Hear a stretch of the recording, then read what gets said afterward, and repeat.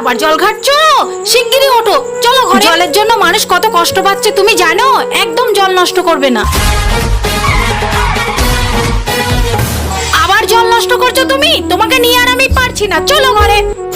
গলাটা শুকিয়ে যাচ্ছে, একটুও জল নেই। চলো জিহান, আমরা এবার পার্কে থেকে ঘুরে আসি। চলো চলো মাম্মা। দেখি বোতলে জল আছে কিনা।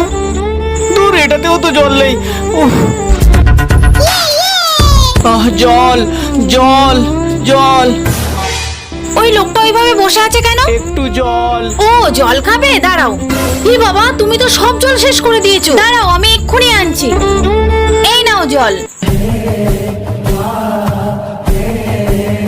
আপনাকে অসংখ্য ধন্যবাদ দিদি। দেখেছো জিহান, একটুখানি জলের কত মূল্য। আমার ভুল হয়ে গেছে মা, আর কখনো জল নষ্ট করব না।